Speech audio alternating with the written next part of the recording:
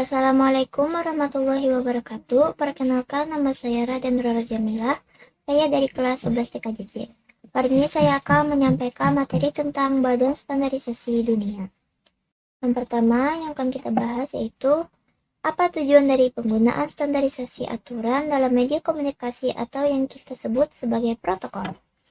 Tujuan dari penggunaan standarisasi aturan dalam media komunikasi atau yang dikenal sebagai protokol ini adalah untuk melakukan deteksi pada koneksi media komunikasi data, hal-hal apa saja yang dilakukan untuk menanggulangi kerusakan pada perangkat atau pesan yang dikirim maupun diterima. Bagaimana cara mengoperasikan peralatan dalam komunikasi data, dan lain sebagainya. Nah, jadi protokol ini standarisasi aturan atau yang kita sebut protokol ini merupakan aturan-aturan, tata cara, prosedur yang mengatur sistem operasi alat-alat yang digunakan dalam komunikasi data.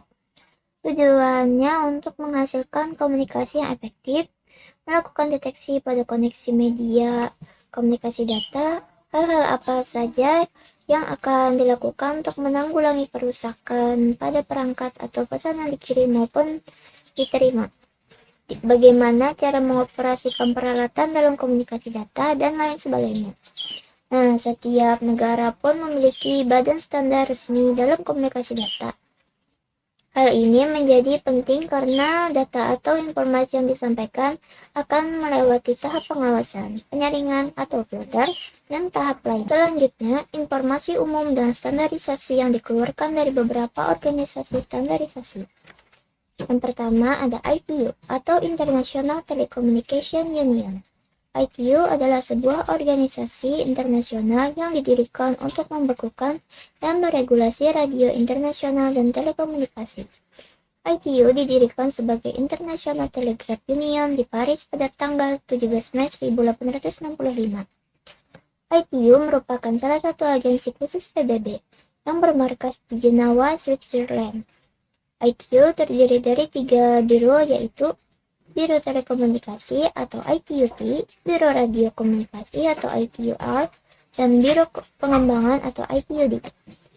Nah, tujuan utamanya meliputi standarisasi pengalokasian spektrum radio dan mengorganisasikan perjanjian rangkaian interkoneksi antar negara-negara berbeda untuk memungkinkan panggilan telepon internasional.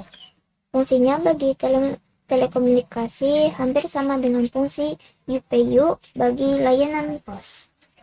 Selanjutnya, kebanyakan produk ITU di sekitar kita sering kita jumpai dalam kehidupan sehari-hari.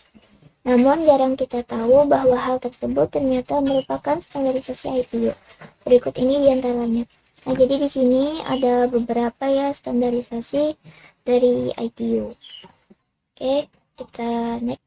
Yang kedua ada IAC atau International Electrotechnical Commission.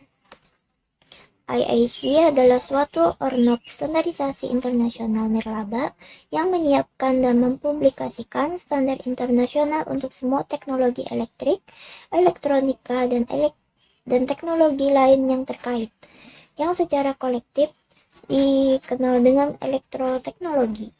IAC juga mengelola skema penilaian kesesuaian yang menyatakan apakah suatu perangkat, sistem, atau komponen sesuai dengan standar internasional.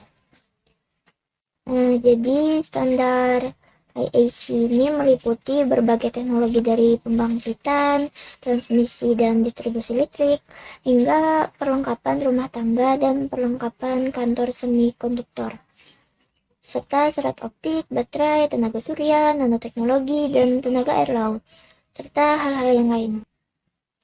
Produk IAC yang meliputi elektroteknologi tentunya sangat beragam. Jadi ini berikut ada beberapa standar dari IAC ya. Nomor 3, ISO atau International Organization for Standardization. Didirikan pada 23 Februari 1947, ISO menetapkan standar-standar industrial dan komersial dunia. ISO merupakan lembaga nirlaba internasional pada awalnya dibentuk untuk membuat dan memperkenalkan standarisasi internasional untuk apa saja. Standar yang sudah kita kenal antara lain standar jenis film fotografi, ukuran kartu telepon, kartu ATM bank, ukuran dan ketebalan kertas, dan lainnya. Jadi ini ISO merupakan lembaga standarisasi yang dalam standarnya mencakup seluruh bidang industri komersial dunia. Tercatat dari 1000 standar yang dibuat oleh ISO, berikut ini merupakan standar ISO yang sering dijumpai dalam kehidupan sehari-hari. Jadi ini ada beberapa standar ya dari ISO. Yang keempat ada IEEE atau Institute of Electrical and Electronic Engineers. IEEE adalah suatu organisasi yang menciptakan standar dalam hal jaringan atau network, mulai dalam perangkat keras maupun aturan yang dipakai dalam membuat suatu perangkat jaringan, sehingga perangkat keras tersebut dapat dipakai atau dikoneksikan dalam jaringan ke seluruh device walaupun itu berbeda tipe atau merek. IEEE menjadi standar dunia dalam dunia network. Misalnya untuk perangkat keras wireless menggunakan standar 802.11, artinya nilai 802 berarti standar device network, sedangkan 11 merupakan jenis device yang dipakai dalam hal ini, ialah via wireless.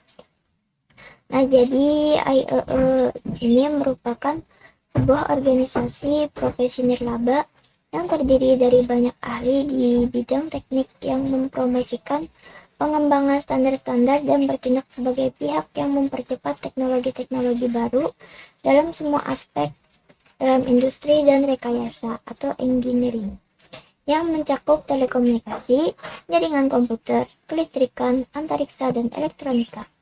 Aktivitasnya mencakup beberapa penelitian, pembuatan standar publikasi terhadap standar-standar teknik, serta mengadakan konferensi.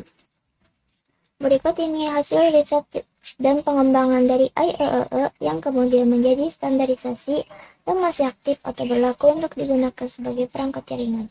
Nah, di sini ada beberapa standarisasi yang dikeluarkan oleh IEEE. Yang kelima ada ANSI atau American National Standard Institute.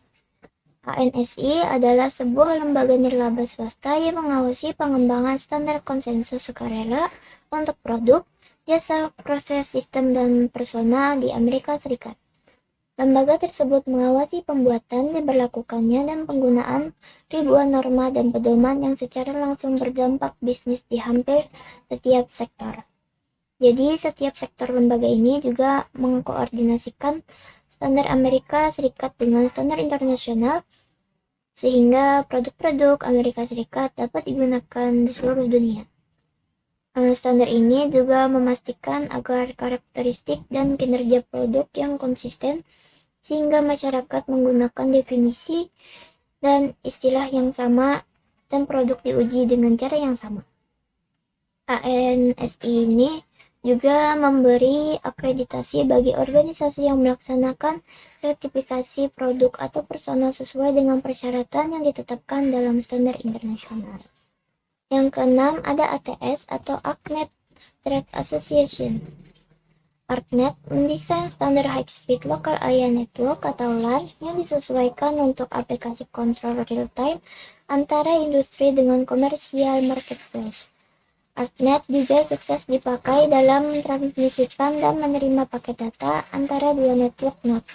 Node memakai ArcNet controller chip dan kabel transceiver dan dihubungkan dalam network. Yang ketujuh ada CIA atau International Commission on Illumination, sebuah organisasi internasional yang membuat dan serta bergerak dalam teknologi elektronik yang berhubungan dengan ilmu pengetahuan dan seni dalam cahaya dan pencahayaan, warna dan visual effect, serta teknologi citra. Dengan teknik yang kuat, ilmu pengetahuan, dan fondasi, CIA adalah organisasi non-profit yang independen dalam melayani member negara. Sejak dikembangkan pada 1913, CIA menjadi organisasi profesional dan telah disetujui atas presentasinya yang terbaik dalam suatu subjek, sama halnya dengan disertifikasi oleh ISO sebagai body standard internasional. Kedelapan ada DISA atau Data Interchange Standard Association. Organisasi DISA merupakan suatu fondasi yang profesional dan mahir dalam trade elektronik dan commerce yang didukung oleh promosi standar yang dipakai untuk bisnis ke bisnis data exchange. Artinya, DISA merupakan organisasi yang menciptakan standar dalam hal pengiriman data dalam e-business atau electronical business. Dengan standarnya yaitu Accredited Standard Commit atau ASC X12, bisa membantu seseorang maupun organisasi dalam meningkatkan proses bisnisnya, mengurangi biaya, meningkatkan produktivitas, dan mengambil peluang serta kesempatan berbisnis. Yang kesembilan ada ECA atau Electronic Component Assemblies dan Materials Association. Dengan diakreditasi oleh AMSI, EIA memberikan forum untuk industri dalam menciptakan standar dan publikasi di area technical major antara lain komponen elektronik, konsumer elektronik, telekomunikasi, dan keamanan internet atau internet security. Ke-10 ada EIA atau Electronic Industry Alliance. Organisasi yang membuat standar serta menyuplai komponen perangkat elektronik maupun mekanik, konektor, kabel, komponen array dan assembly, serta material dan perangkat pendukung. Ya, jadi EIA ini adalah organisasi standar dan perdagangan yang disusun sebagai aliansi asosiasi dagang untuk produsen elektronik berbasis di Amerika Serikat. Mereka mengembangkan standar ini bertujuan untuk memastikan peralatan dari produsen yang berbeda kompatibel dan saling dipertukarkan. Namun sayangnya, EIA ini berhenti beroperasi pada tanggal 11 Februari 2011. Namun sektor-sektor sebelumnya terus melayani konstituen EIA. Meskipun EIA tadi telah berhenti, namun standarnya masih tetap dipakai perusahaan-perusahaan internasional. Berikut ini produk-produk EIA yang masih aktif hingga saat ini. Jadi ini ada beberapa standar dari yang dikeluarkan oleh EIA ya. Oke. Selanjutnya 11 ada ECMA atau European Computer Manufacturers Association. Sebelumnya dikenal sebagai ECMA atau European Computer Manufacturers Association, lembaga ini merupakan perkumpulan orang Eropa yang mengeluarkan standar dalam sistem teknologi dan informasi. ECMA Internasional adalah lembaga yang mengeluarkan standarisasi dalam ECMAScript, sebuah standar yang mengelola JavaScript. Ke-12 ada ETSI atau European Telecommunication Standard Institute. ETSI adalah organisasi yang menciptakan standar untuk informasi dan teknologi komunikasi, termasuk mobile, radio, broadcast, internet, dan beberapa area lainnya. ETSI diakui oleh Official Standard Organisasi Eropa oleh European Commission atau EC dengan meningkatkan nilai guna akses dalam pasaran Eropa. Ke-13 ada FCC atau Federal Communication Commission. FCC adalah organisasi yang bergerak di bidang pertelekomunikasian. Organisasi ini yang mengatur segala jenis komunikasi baik yang keluar maupun ke dalam negara Amerika Serikat. Wilayah kekuasaan FCC ini meliputi 50 negara bagian yang ada di Amerika Serikat dan beberapa distrik yang menjadi teritori dari negara Amerika Serikat tersebut. Tujuan FCC mengatur komunikasi wireless adalah agar tidak terjadi kesimpang siuran maupun penyalahgunaan dalam hal penggunaan sinyal atau frekuensi radio yang digunakan dalam teknologi wireless. Yang ke-14 ada IETF atau Internet Engineering Task Force. IETF adalah sebuah organisasi yang berwenang dan bertanggung jawab dalam mengatur dan menetapkan protokol-protokol standar yang digunakan di internet. Organisasi ini merupakan sebuah organisasi yang menjaring banyak pihak yang tertarik dalam pengembangan jaringan komputer dan internet. 15 ada INSITS atau International Committee for Information Technology Standard.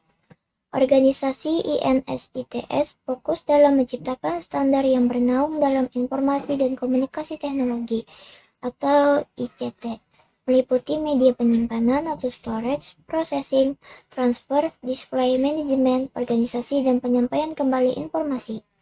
Seperti yang lain, INSITS juga melayani sama halnya dengan ANSI, Technical Advisory Group untuk ISO atau IEC, Joint Technological Committee 1.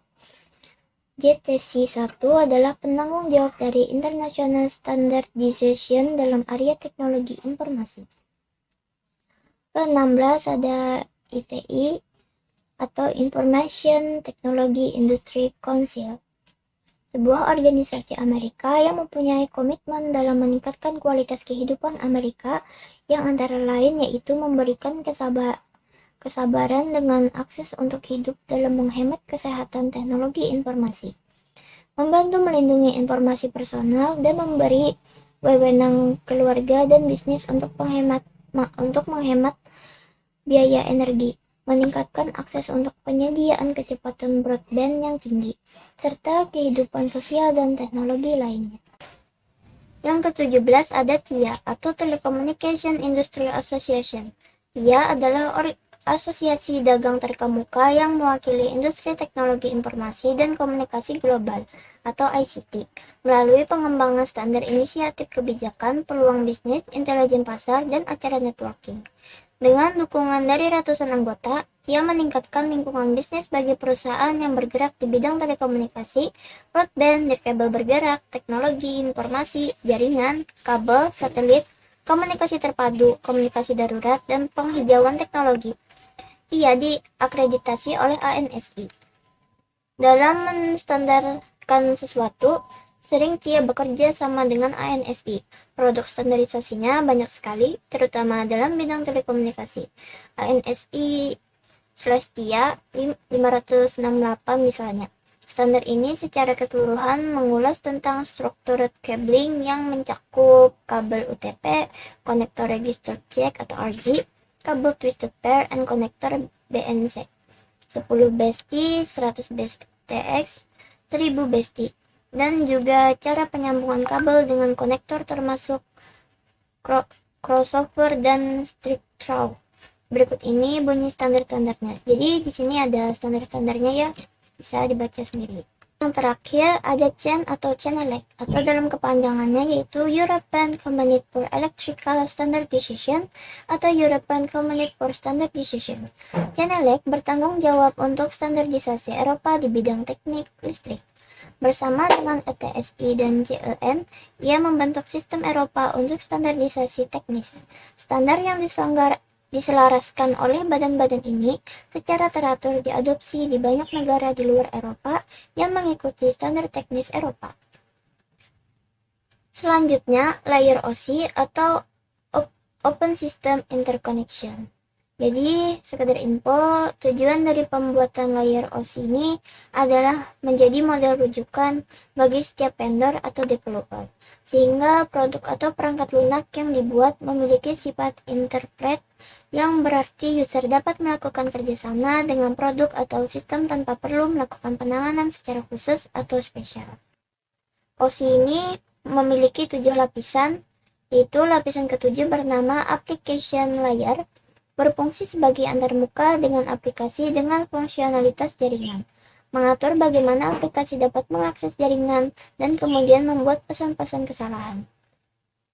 Protokol yang berada dalam lapisan ini adalah HTTP, FTP, SMTP, dan NFC.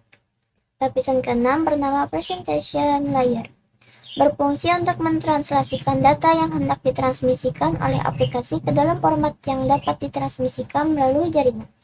Protokol yang berada dalam level ini adalah perangkat lunak redirector atau redirector software seperti layanan workstation dalam Windows NT dan juga network shell, semacam virtual network computing VNC atau remote desktop protocol atau RDP.